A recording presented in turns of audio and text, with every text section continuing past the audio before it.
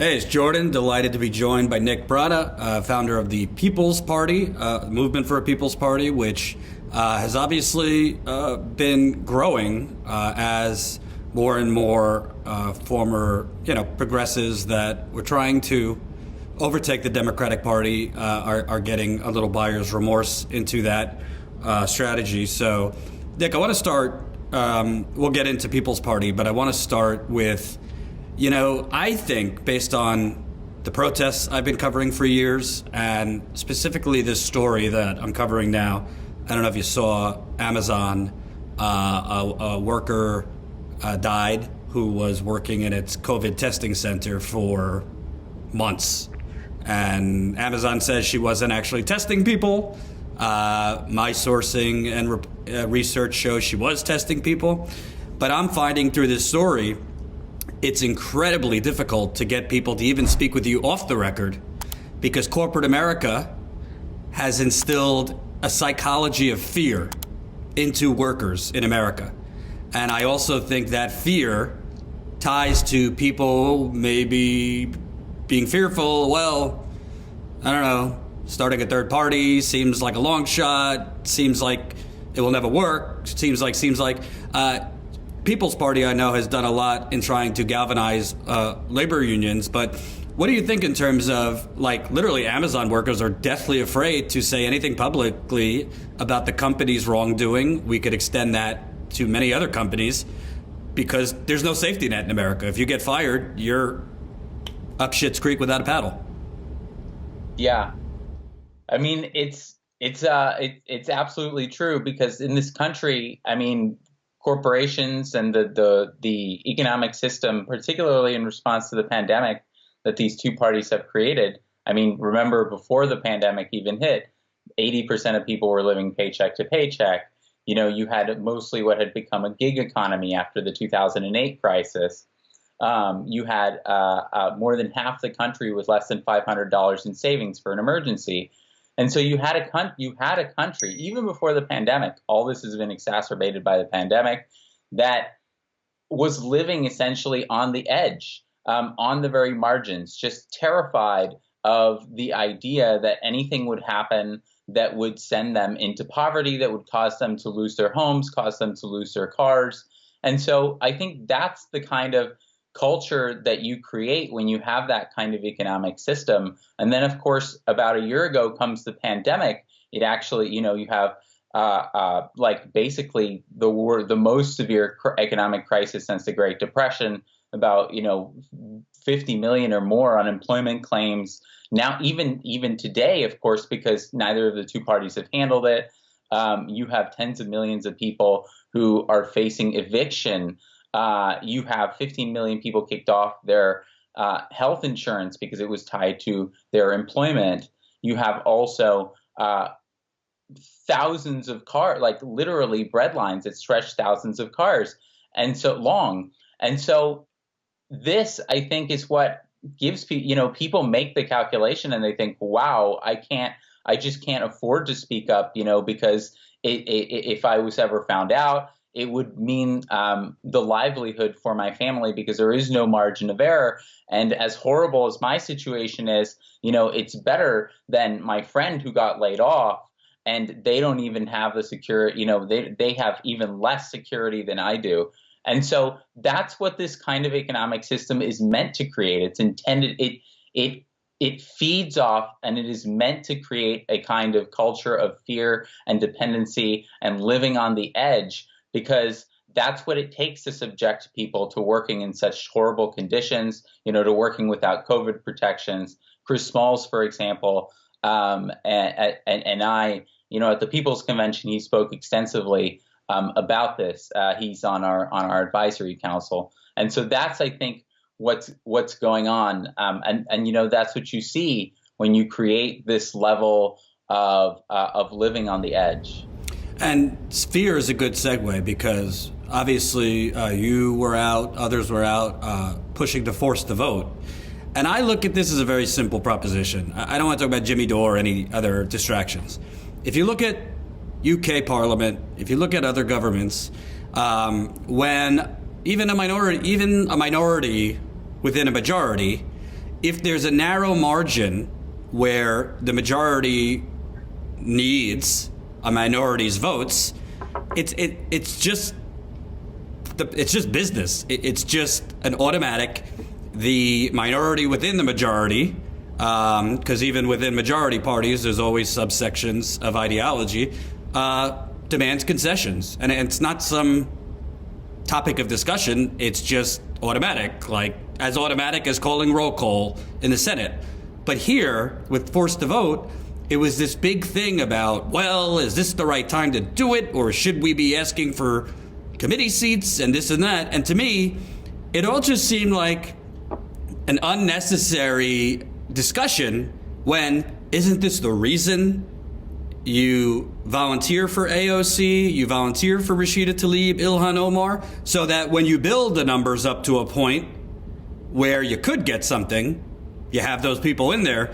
What's your take on it? Because it seems to me like, I don't think they're frauds, but I do think either they don't know their power or for some reason have been in D.C. too long that they are fearful of using it. This in 2016, I worked on the Bernie campaign, of course. I was the national political outreach coordinator, worked at Our Revolution after that.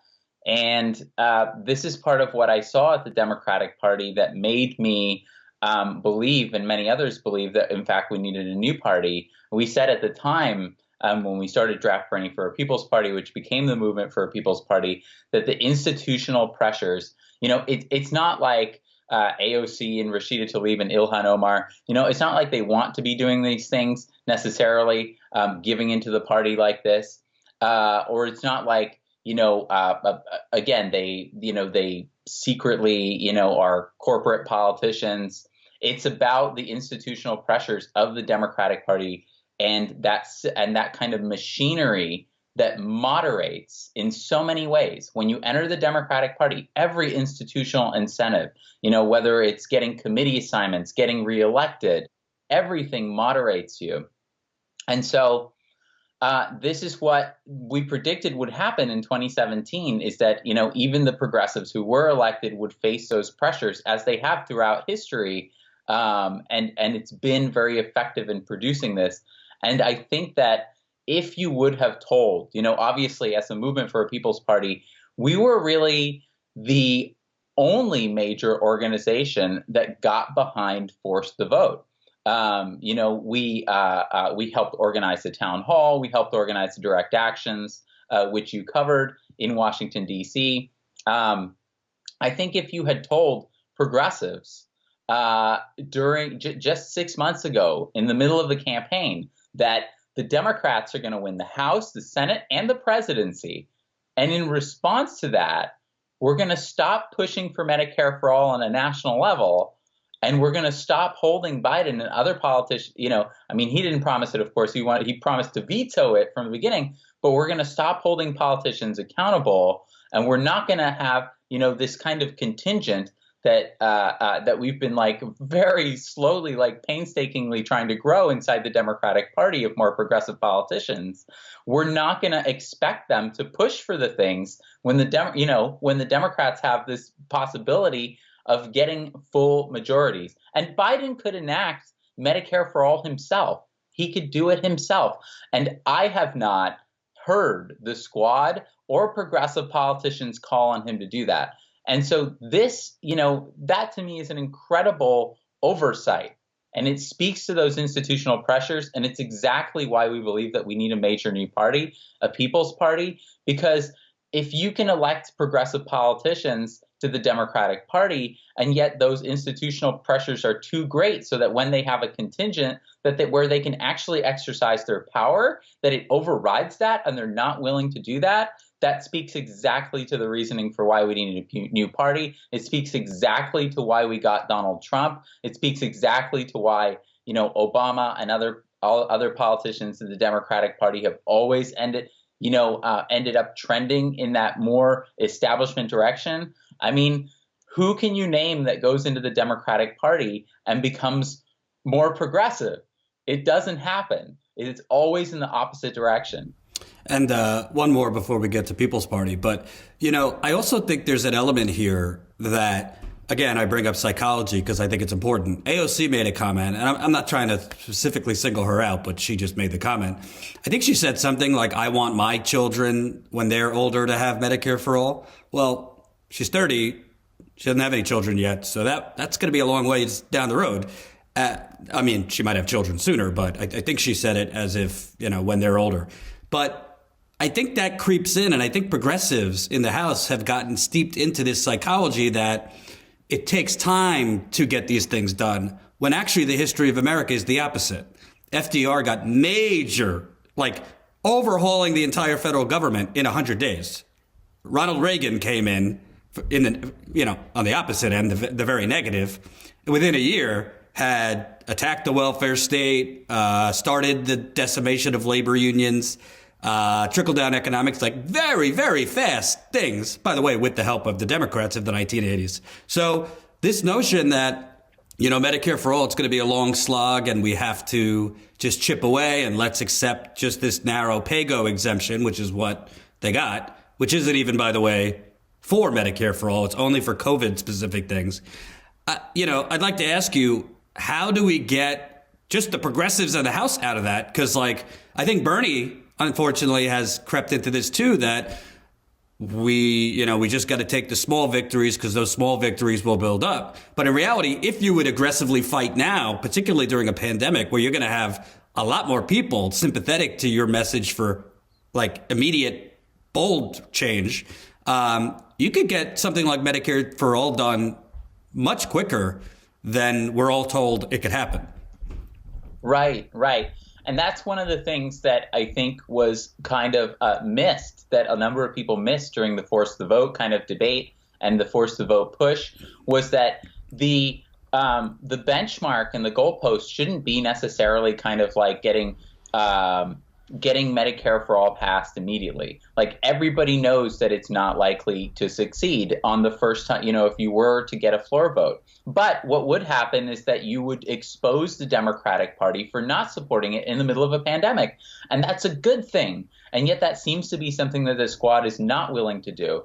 And so what you see happening actually is this is the process of more progressive politicians in the Democratic Party becoming, kind of succumbing more to the logic of incrementalism. Is it it's going to take this much time and we need to do it in the states and we need to look to Gavin Newsom or, Cuomo, and they're supposed to pass Medicare for all in their states first, when just like you said, there's this, we're in the middle of a pandemic. 15 million people just lost their health insurance. Before the pandemic, you already had 68,000 people who were dying every single year because they don't have health insurance. This is the only major country in the world that doesn't have a more single-payer-based system. And so, that you could make all of these different arguments, it would be enormously powerful. I mean, just imagine if you had Bernie Sanders and AOC every single day, going on television, using their power to generate headlines, the bully pulpit with anything that they say, going on YouTube every day and calling for this and calling for Biden to use his unilateral power to do it, calling for Schumer and Pelosi to bring the bills to the floor. It would be an enormous amount of pressure and it would be enormously popular, but you're not seeing any of that kind of push from those who are supposed to be the leaders inside the Democratic Party of progressivism. And you brought up the 1930s too. We are in this other moment right now that is akin to, 1930s is kind of the best comparison of where we are now as a country, where we are in the midst of this kind of second Great Depression. And, at the time we needed a Franklin Roosevelt, we got a Reagan. And the consequences of that is a president like Biden, for example, who promised $2,000 checks going out the door immediately. And that, if Georgia voters voted for the Democrats and handed the Democrats the Senate, and that became $1,400 quickly, immediately became March. For even 1,400 became, we're going to negotiate a power sharing agreement in the Senate. And now we're even hearing that they're going to means test it and they're going to reduce the number of people who are eligible. And so, when you look at the level of suffering across this country, you think, it is completely disproportionate to the solutions that are being offered right now, that are coming out of the Biden administration.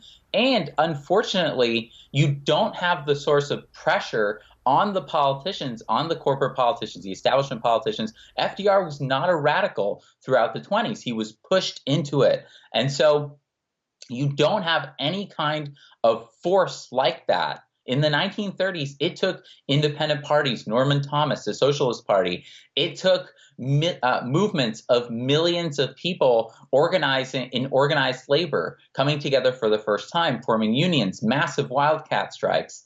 And you don't have any of that kind of pressure now. And that's very concerning, because if you don't get that, essentially what we're doing and what the Democratic Party is doing now without resistance from its left is that it is being allowed to double down on the policies and the kind of neoliberalism that Obama represented, that the Obama-Biden White House represented, that gave us Trump in the first place. Except the difference is that now you're doing it with a president who is more conservative than Obama was, and you're doing it at a time when working people are much worse off than they were during Obama's terms. And so that is a recipe. If Trump was the backlash and was the result of Obama backing away from his promises, it's terrifying to think what is going to be the result, what is going to be the backlash 4 years from now of Biden.